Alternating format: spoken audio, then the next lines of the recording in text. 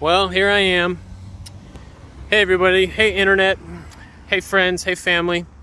My name is Corey McGill, and I've been meaning to make this video for a while. It's funny that on the day that I want to make it, it's like raining outside, but it's all good. Anyway, my name is Corey McGill, and for a while now, I've been wanting to share my story.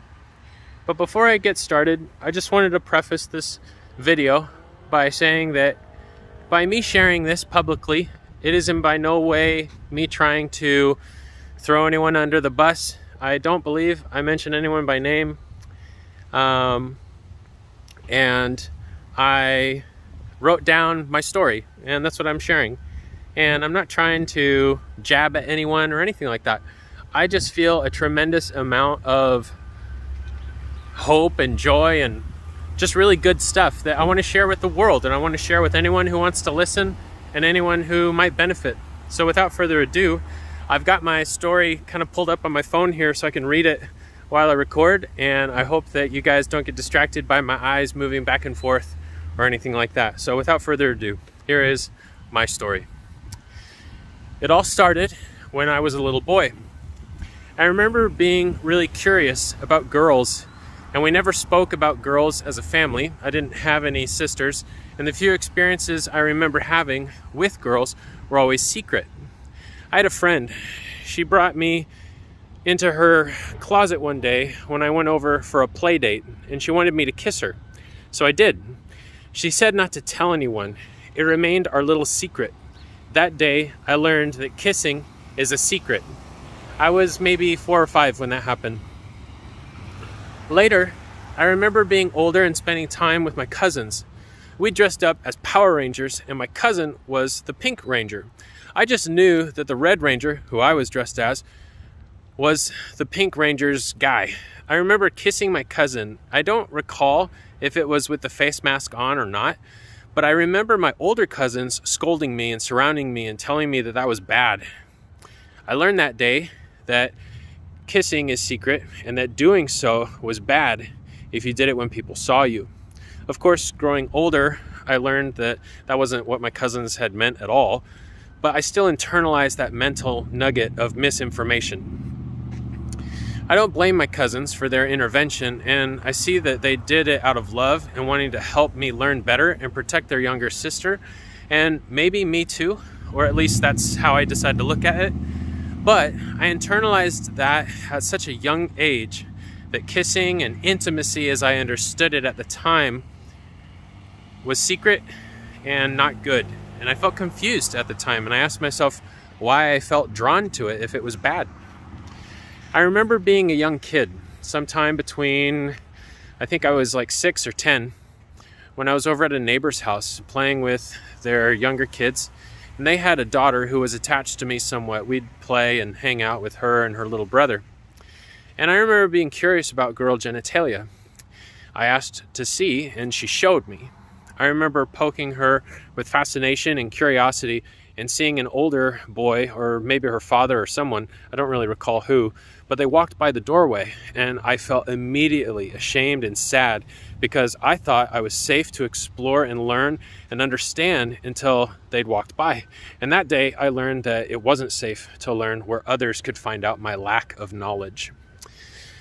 So I grew older, and I remember at school learning about sex. It was the thing the other kids talked about, the ones that seemed popular and cool, and I had no idea what it really meant.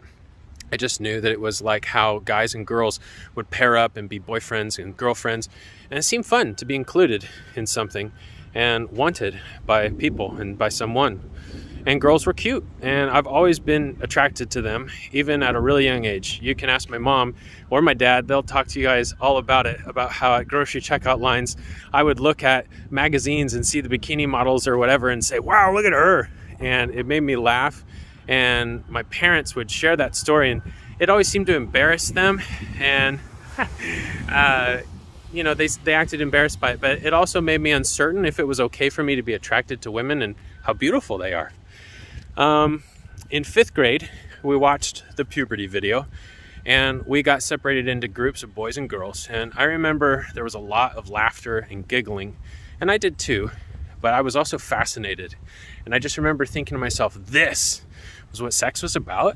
It seemed so odd. I had never had the talk with my parents. It was something we just never did. And so I went on as a young man thinking that sex was all to do with the penis and the way the babies are born. I didn't even consider that it could be anything more than that, than intercourse. In 6th grade, I found out what masturbation was. We had an assignment in the computer lab and we needed to write down things in a graph about our friends. And I didn't know what else to write about one of my friends. And another friend of mine jokingly said they jack off in class. And I laughed, they laughed, everyone laughed. So I thought that what she was saying was that he goofed off.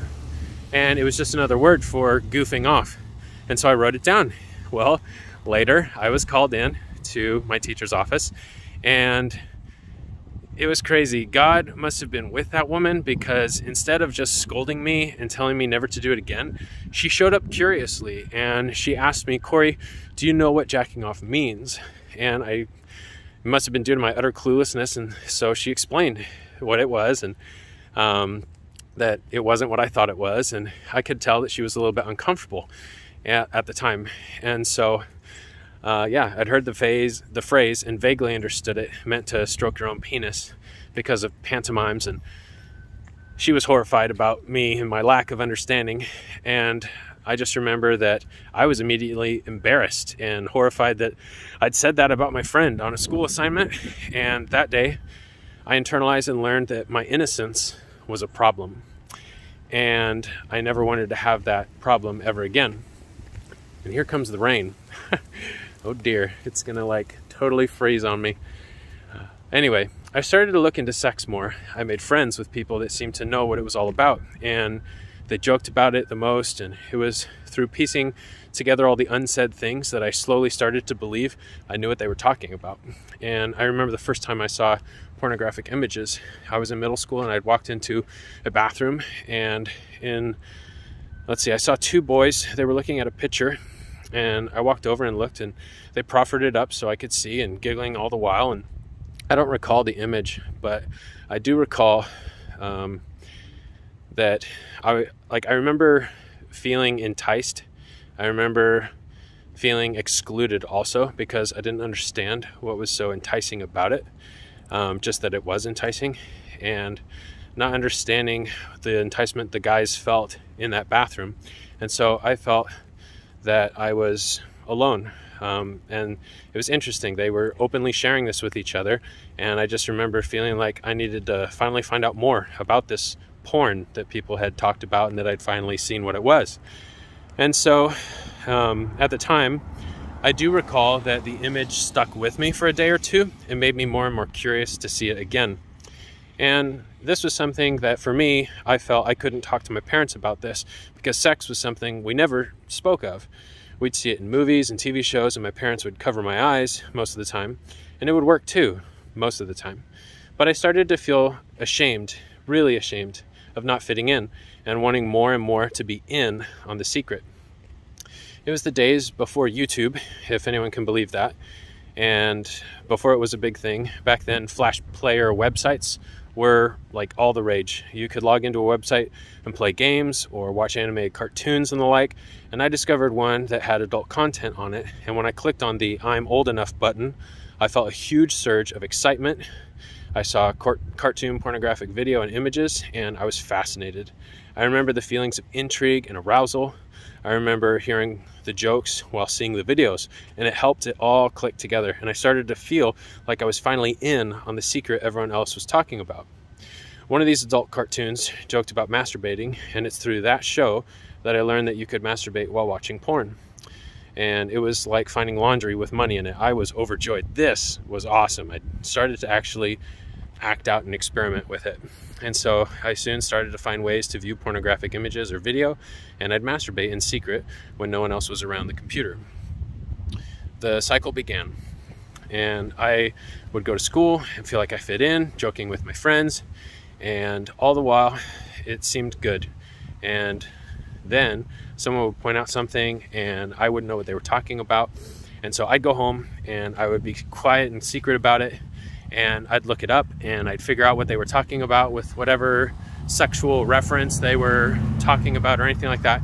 And so I'd go look and discover that next level of porn. And it escalated until I was viewing live action pornography and masturbating semi-frequently. However, there was this flip side to all of this, because my family life, my church life, the morals that I was upholding, quote unquote, with my facade and the lies I told myself that it was all okay and that no one needed to know, I'd feel ashamed and guilty and confused about what I was doing. I was happy, I wasn't hurting anyone, and I couldn't understand how my actions were as horrible as my church youth leaders and parents said they were.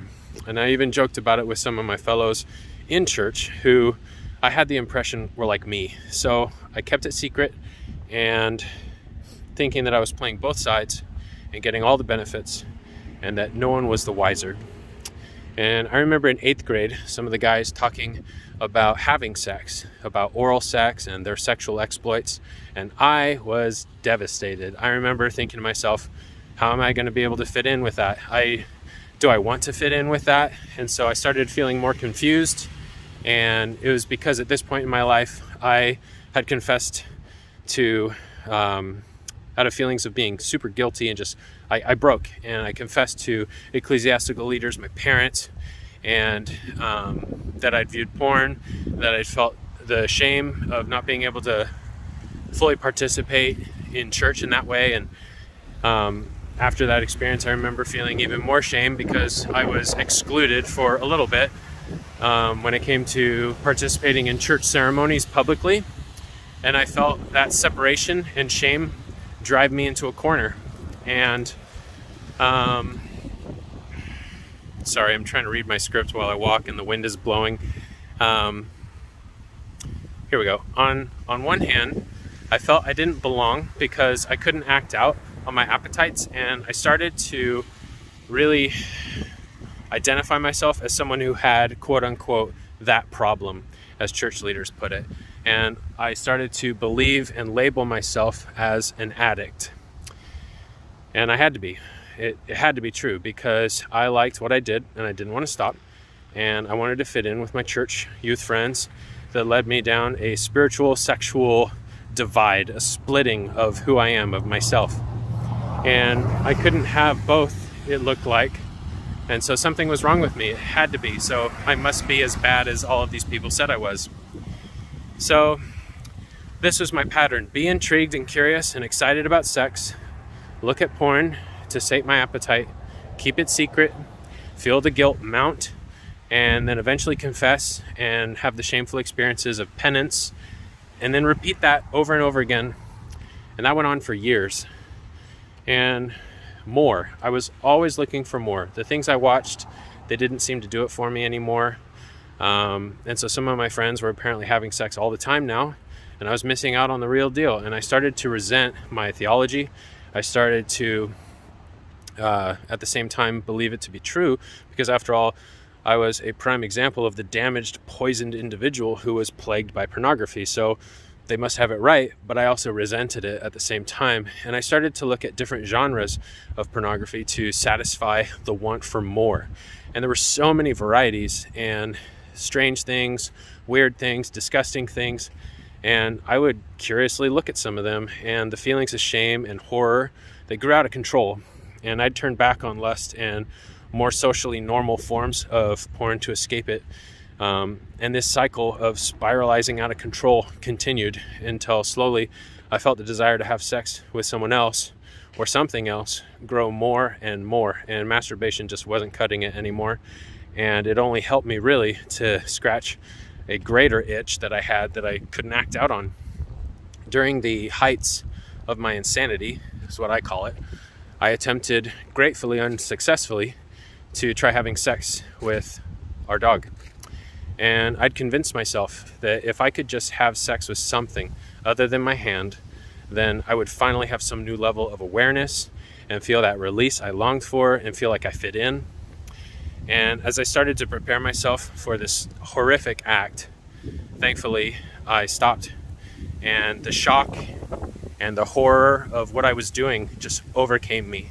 And I remember crumpling down into a ball and crying for I don't even know how long. and just being so filled with shame and guilt and just feeling sick of myself and who I really was. And that day, I learned that I was beyond help. And I started to ask myself, what's the point of any of this? And when high school started, I began chasing girls way more seriously. I was super interested in one girl, and we had a notebook, and we'd pass it around and have love notes. And I discovered the fun of emotional connection with someone and romance. And I tried to romance this girl. I tried to say the right thing. And then as that relationship faded, I'd find another one, and I'd chase after that, and whatever new interest was. And this cycle continued on and on, never acting out sexually with these girls, but I would long to, and I wanted that connection, all the while continuing to secretly view and masturbate to porn. And it was just such a damaging time in my life, so traumatic for me.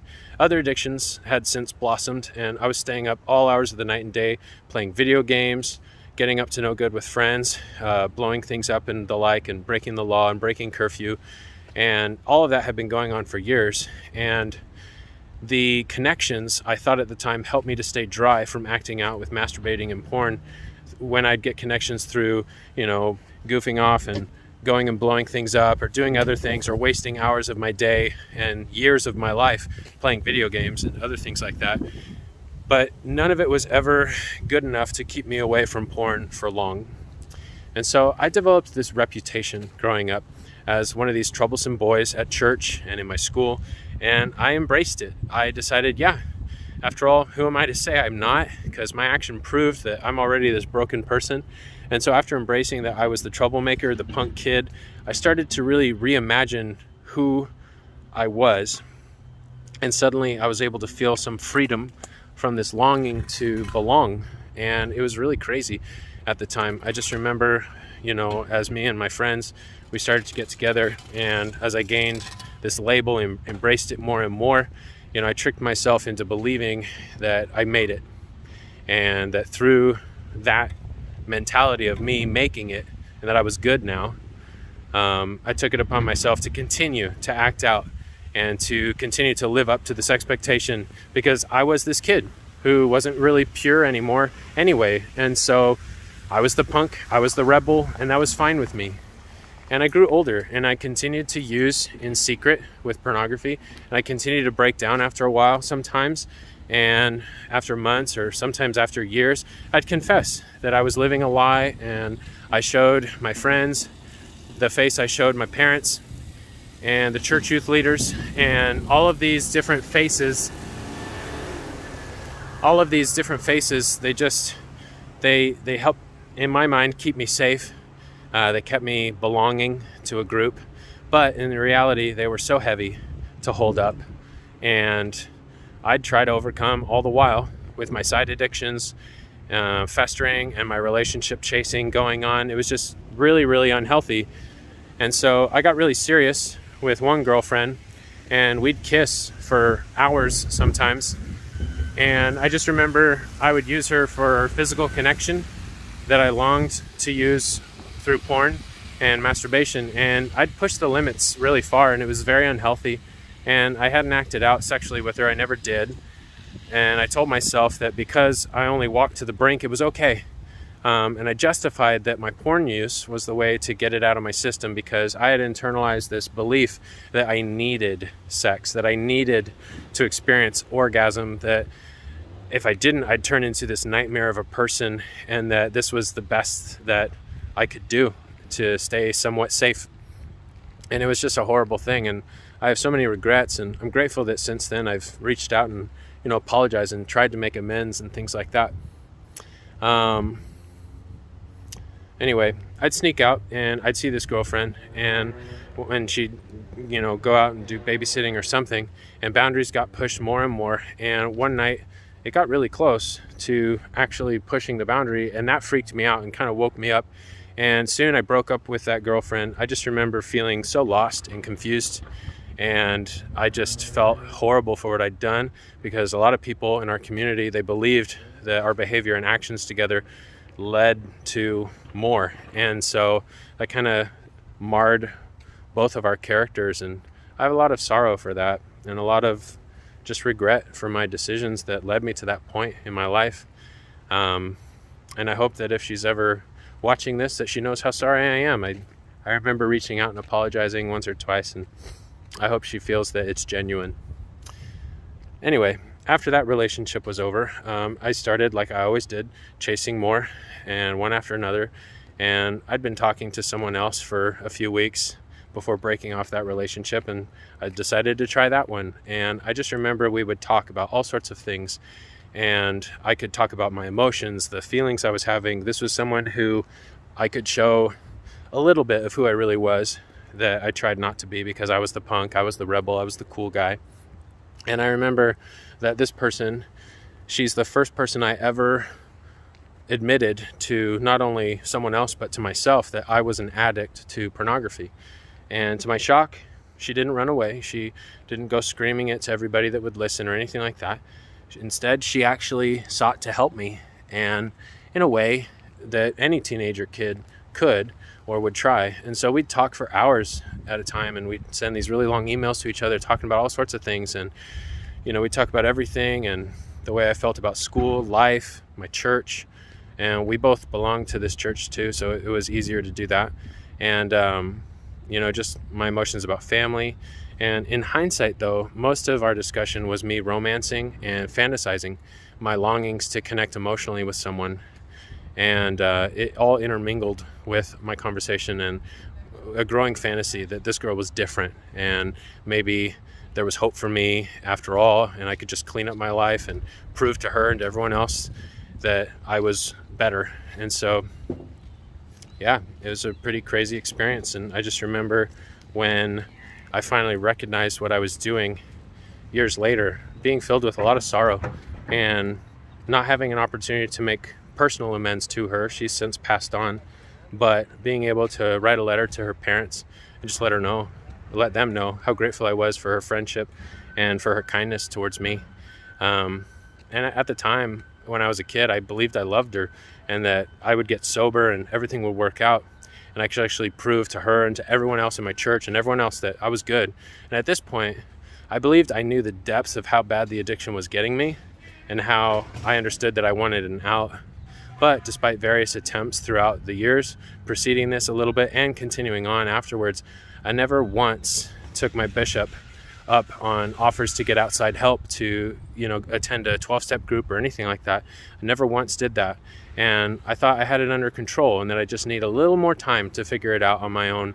And I believed this really backwards, insane me thought that it'd be okay, and that therapy or group help would be admitting I couldn't do it on my own, and that would kind of like spiral me into the depths of addiction.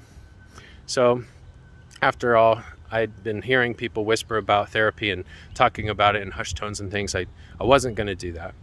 And so I decided that would mean that I was broken and that I was too afraid at the time that it would lead me just down the wrong direction.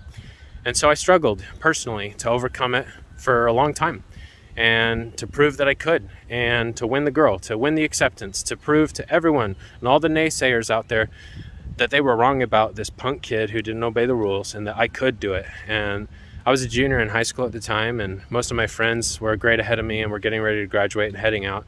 And so I was like, okay, I can do this. And that lasted for about 6 months. And then I was back in the ditch, metaphorically.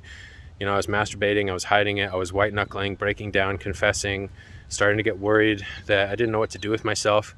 And I didn't have as many friends around, and people were available less of the time due to their own lives and growing up, and everything becoming more complex as we got older. And I felt more alone and lost than I ever had before. And these feelings were really horrible, and I hated them, and I wanted an escape. And so I turned to good old pornography. It was my favorite sedative, and it helped me to escape the struggles of my reality. And I started to really act out more than I normally had. And I was struggling more than I normally had as well to stay sober. And so this conflict inside myself, it grew to big proportions for me, and it was just kind of crazy. So anyway, time went on, and I remember I had a friend who confessed their addiction to me. And instead of surrendering myself and being vulnerable and saying, hey man, me too, I pretended to have a handle on things, and I offered my sympathies. And I was a horrible friend, and it was really bad that I didn't even help support one of my best friends who had the same addiction to pornography as I did. And I discovered that other friends I had were using too, and instead of talking to them about it, I kept their secrets. And it was crazy. It was really hard. And this led me to just accept, once again, this mentality that I was broken and lost and I wouldn't make it. And so I slumped, and I wasn't strong enough after all. I got a job, I started working after high school, and I thought, I'll figure it out later. And I kept saying that more and more and more, feeling empty. And during this time, I acted out when I felt like it. And I even had put together lengths of sobriety at various times, and I grew distant from my church life, and I embraced more and more of a lifestyle of just cruising and enjoying life in the moment. And I enjoyed the job, and I enjoyed having my own money. And then my parents, they told me that they were thinking about moving. They wanted to know if I was going to go and get serious and get on a mission for my church, or if I was going to go to college, or what I wanted to do with my life. And I didn't know. I had a very low sense of value and worth, and I figured I probably wouldn't get into college. And so I entertained the idea of getting a girlfriend and moving out. But I was too scared to own that and man up and become an adult. So I decided that I'd work with my bishop and try harder than I ever had to scrape together enough sobriety and go on a mission. And that I would just figure things out while I was out on my mission. And so that was something that had been reinforced, it was one of those things that was always never spoken, but always implied, that you figured things out when you were on your mission, and that life made sense after your mission. And so I thought, okay, yeah, my mission will help fix me too. Mercifully, I got on a mission, and it was one of the best growing experiences of my life, but it wasn't a time in my life that I was that great for my addiction. I just went dry. I couldn't get my hands on porn, so I learned how to fantasize even better. And I learned how to envision and encourage wet dreams, and how to satisfy my lusts by ogling women as I rode my bicycle down the street. And I love my mission and the experiences I had with the people I served, but I was a very, very broken individual during that time. And I was feeling more and more the hypocrite. I struggled to stop masturbating and acted out on that mission, I think maybe 5 to 8 times or something like that. And I'm not really sure how many, but my mission president, thankfully, he never sent me home, but he encouraged me to just hang in there, and that things would change. And I had this false sense of, okay, if I can just stop, then I'll be okay. And I don't know. I eventually found myself getting ready to head home, and I was terrified. I had to go back and face the music, and my escape from responsibility and having to make a decision about what I was going to do with my life was right back in my face, and I didn't know. I remember when I got off the airplane, the final one, getting back to my house, I went to the bathroom immediately afterwards, and I just remember staring in the mirror for about 10 or 15 minutes, and I was the last person to come out, and my friends and family were all there, and they kind of were like, hey, he's back, yay! And we went to IHOP afterwards. But during that time in the bathroom, for that 10 to 15 minutes, I felt so terrified and scared, and I didn't know what I was going to do. And it was wonderful to see everyone again, and I tried to escape into that. But in the back of my mind was this growing fear of me not knowing what to do with myself. So about a week later, I was back at looking at porn and masturbating and seeking escape from my troubles. And I'd agreed to get to college with my parents when I was still on my mission, and they'd enrolled me in the coming semester, which gave me about a week of time off between my mission and college. And so after a week, I got back to school, and off to college I went. And there were girls everywhere, and girls who wanted to date. And I was still awkward. I was this returned missionary, and school was filled with homework, but I did pretty good, and I felt more responsible, and I'd started, to grow up more and more on my mission. And slowly I'd figured out how to, make my own meals and do my own laundry and all these other things that for years growing up I'd started to embrace more and more. But, I felt like I'd finally branched out, and maybe I was starting to become my own man. And, I started to think, well, I'd like to find someone to marry and get serious. And so I started dating and trying to date more seriously. I came home that first summer and I worked, and I missed my friends. I wanted to be in college again, and I just wanted to get on with my life. And at the same time, I felt like I didn't have anyone back home that I really knew because my parents had moved while I was out. And so I got back, and when I got back to that next semester, I started hunting more and more, and I met my wife. And it was a beautiful and wonderful experience. It included some really powerful spiritual witnesses for both of us. And as I struggled to get sober and be worthy to go to the temple, to get married in my church, I confessed to her that I was this porn addict and I was ruined, and I wouldn't be upset if she decided to leave and walk away. And she didn't. She decided to stay. And it was amazing for me because this was the second time in my whole life I felt like someone wasn't afraid of who I really was. And it was amazing. And we worked together, and eventually we got to the temple and we got married. After our marriage, I remember the joys of finally having sex, finally being able to express myself fully. And then slowly it started to fade as I saw that there was something off. My wife didn't quite seem to enjoy everything as much as I did, which I was confused by because I'd seen porn. I knew how this worked. In my mind, that's what I thought, at least. And I was confused. I was like, well, what's wrong? What am I doing wrong? What is she doing wrong? There's got to be something we can do to fix this. And maybe my wife just needed to figure things out on her end and it would be okay.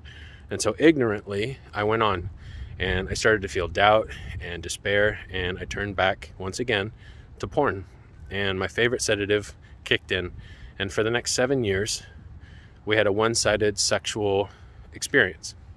And children came and went, and I broke down again and again and again. And I could not seem to stay sober for longer than 3 or 4 months at a time. Eventually, we tried therapy that our college offered for free for couples, and it wasn't really that helpful. After meeting with more ecclesiastical leaders, we started to attend the Addiction Recovery Program, which is a 12-step group that my church puts on. And during those years, we'd also see a therapist while we went to that. And it was a little bit more helpful than not helpful at all.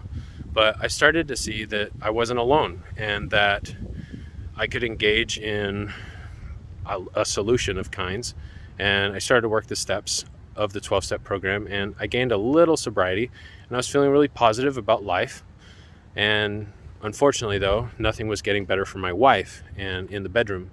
And I thought, why can't God cut me some slack? Why can't he just help us out? Because we're trying to do everything right. We're trying to do everything that our church is telling us we need to do.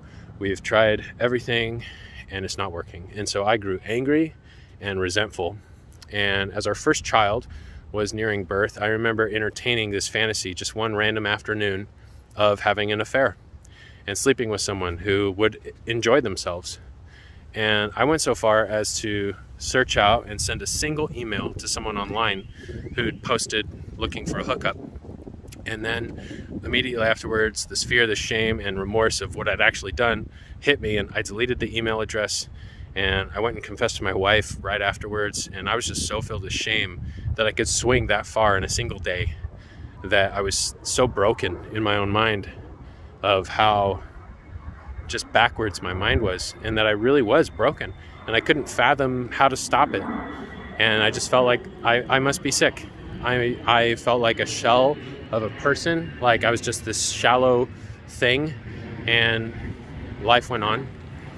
And, I started to attend more of this addiction recovery program, or ARP as we call it. And it was nice. I started to feel a semblance of belonging in this group, and I attended, and it was nice to see other people struggling along with me. And this feeling of belonging started to help me feel like there was some hope, and I started to work the steps more and get more serious about it. And I started to finally bring out the skeletons in the closet and put them in the light.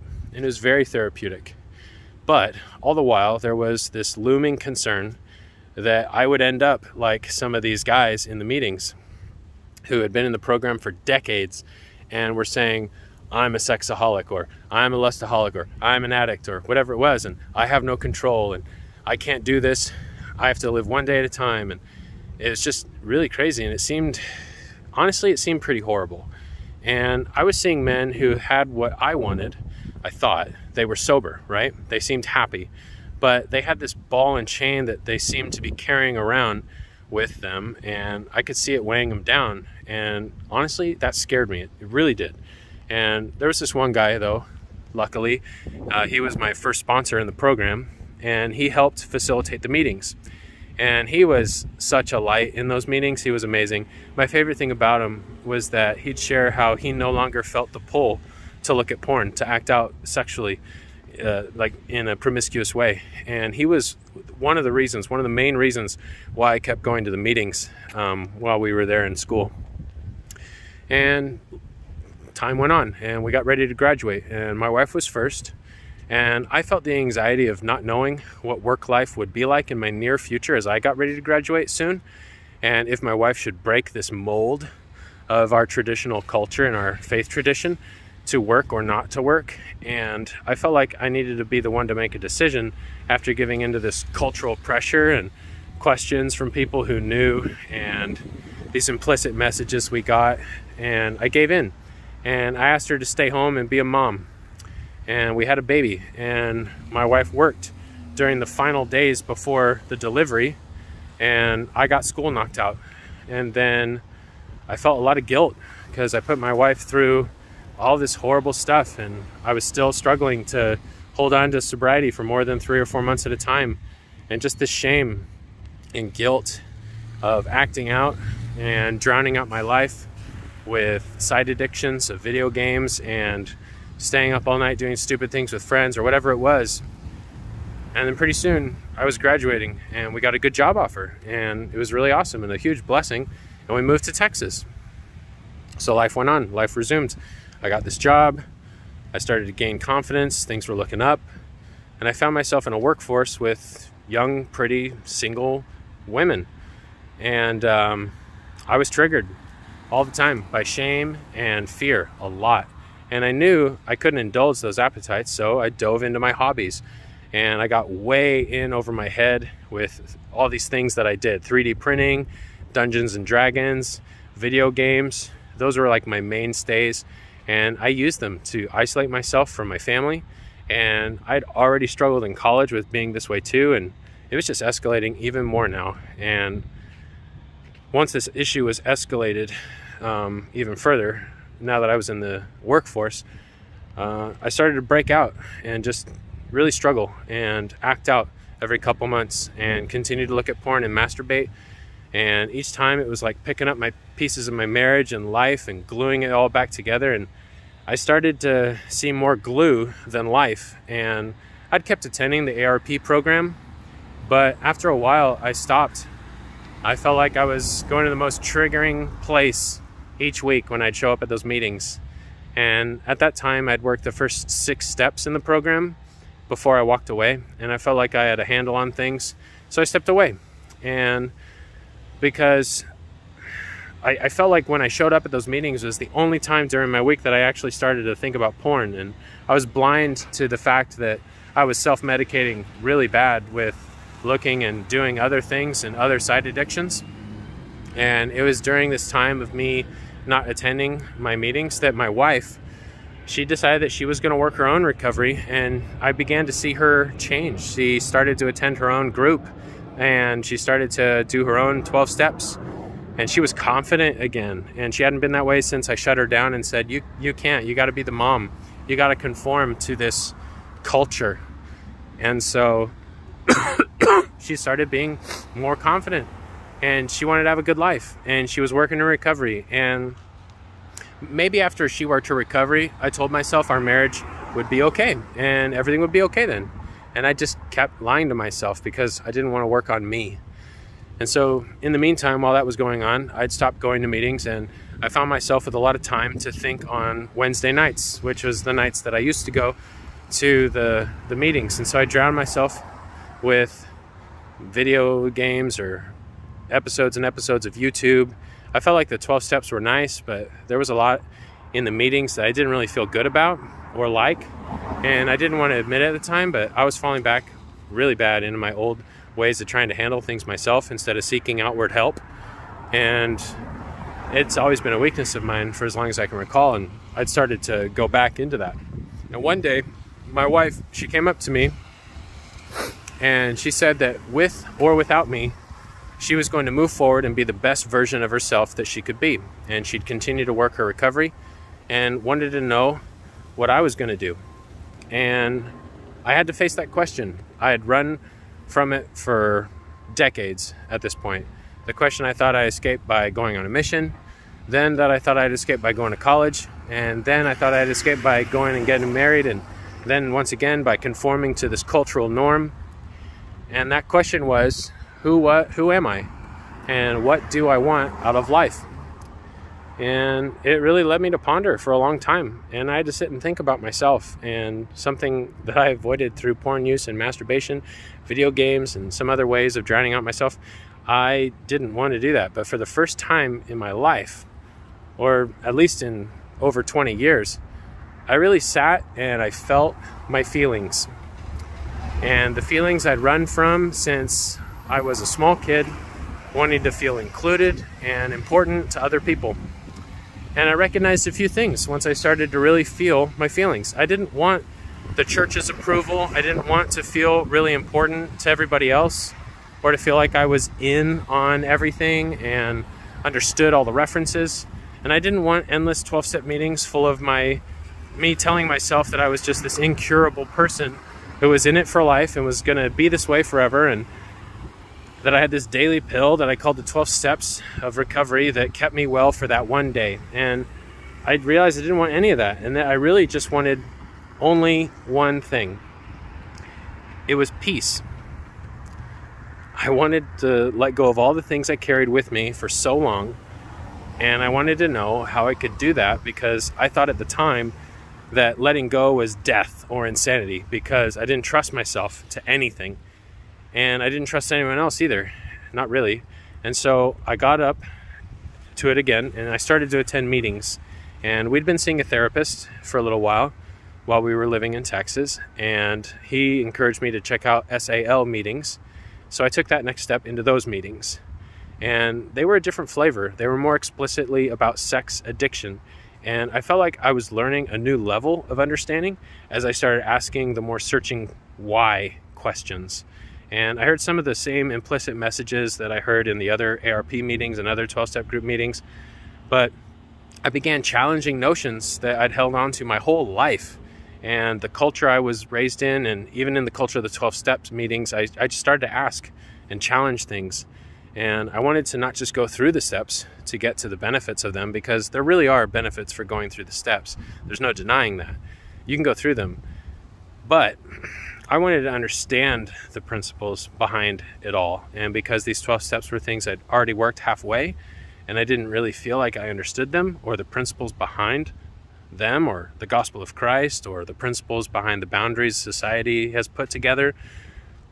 You know, I'd heard this phrase, "until I'm safely dead," when people spoke about attending meetings and dealing with this addiction one day at a time. And I honestly thought that was a pretty lousy result, and I didn't want that in my life. And I wanted more. I wanted peace. I wanted release from all of this. And being a sexaholic wasn't going to cut it for me. I wanted to be more than a sexaholic. I wanted recovery, freedom, peace. And so I started seeking deeper meaning behind everything, asking, why do we do that? And why is this important? And when I found out the whys, I started to understand the what questions that mattered. You know, what is so important about accomplishing this, or other things, that didn't make sense to me at the time. So I started to awaken spiritually, and I felt okay challenging my understanding of God. When I started to dive in and get to know who God really was, and present to him these problems that I had, that I wanted his help with, I realized that God was not this weak, powerless entity in the sky that had a list of do's and don'ts and a points program that you could redeem for miracles. He just loved me. He saw me for everything that I was, and he said, I love you. And he told me to let him handle the hard things. And for the first time in my life, I really understand what he meant. And I was willing to start letting go. I started to surrender my emotions to others. I started to be more transparent. I started to feel the weight lifting off my shoulders. It was an amazing experience and still is to this very day. And I don't have to have this because He does. And I'm learning and growing and expanding my understanding now with Him to guide me. And I used to think that I needed to turn to the policies of my church or my family or society at large and other authority figures to get the answers to life, to see what has God said about this, or what do the steps say to do, or what does history teach us, and seek understanding through man's best minds or through the mouthpieces of God or through people who had walked that road before. And I no longer believe I need that. It's not that those things aren't options and aren't good. And it's not that God won't tell me what to do, or more really, tell me to go do one of those things. But I have a God who loves me unconditionally, and He wants to help me. And He doesn't care that it's been asked a million times before. He turns to me with compassion and love, and He says, this is the answer you need. And when I trust Him and I find myself enjoying my life and feel that peace, and I really do believe that this is the connection that lasts. And when I started to embrace that, I learned about all my faulty core beliefs that I had held on to for decades, for years. And I thought once that sexuality was devilish and carnal and wrong. I thought that women needed to cover themselves up because it made them modest and kept me and the other guys like me safe, like it was somehow a woman's fault that I was fantasizing about having sex with them. I thought that if I looked twice, I was sinful, like there was this 10-second rule for lusting. I thought there was no escape from my sex addiction and that it was a lifelong sentence. I thought that I would be forever broken. I thought God didn't have the power to change who I am into someone better. I thought that I deserved to be unhappy because of my own actions. And I asked for God's help, and He helped me to rewire my brain. I learned it's okay to tell my wife I'm horny, and that if I do it with some tact and some flowers and cleaning up and helping out and things like that and getting a babysitter or something, that I might even get lucky. And that's okay. And I learned that, this somehow is helping my marriage become even better when I do that. A little bit of sarcasm there. Our marriage, my wife and I's, has become sexually so much more and is thriving because I've become willing to change these faulty beliefs and flush them all away and flush away all the things I thought I knew because I went and looked it up online when I was a kid and I thought, oh, this must be the way. And I've thrown all of that out the window. And I'm helping my wife and I both enjoy ourselves now. And I'm being supportive to my wife's healing and growth. And it has been helping us both become better people too. We're both now on a happy journey towards unity and a beautiful, happy, thriving marriage and just this wonderful life together. And I'm not a sexual cripple anymore. And I've been told to rise up and walk. And it's so good to take that first step. I learned it's okay for me to see a beautiful woman and feel aroused. I learned that that's a God-given trait of mine because I like women. I'm not ashamed of my attraction to beautiful women anymore. I don't count the seconds I look. Instead, I find myself remembering who I am during those moments. And much like seeing a beautiful sunset, my mind is now turning to my wife and kids. And I remember who it is I really am now. And that's helping me to see how arousal and intrigue aren't bad at all, but they help me to think of ways to unify with my wife in passion and love and grow our marriage that much the stronger. I learned that I don't have to hold on to hard things that feel overwhelming. I can talk to a friend about it. I learned that I don't have to seek knowledge without letting people know, but that often when I do, others ask me what I'm learning and share their own inadequacies and what they've learned, and we all learn together. And I'm learning so much, and my life has just become so much more peaceful to live. I was able to uncover all those internalized lessons I had growing up and see them for what they are and understand the principle behind the message and receive and see it in the light of day. And I've made my own decisions and moved forward, not looking to feel validated by anyone. And I feel peace. I don't apologize for being me. Instead, I look for how to be the best me And future Corey is this amazing person I have in my mind's eye. And because I know who that person is, I understand all the ways that I can handle my day to day that will point me in that direction. Porn has literally lost all of its appeal to me, and I don't even feel its pull at all anymore. I now know it for what it really is, and it's just this empty promise of peace.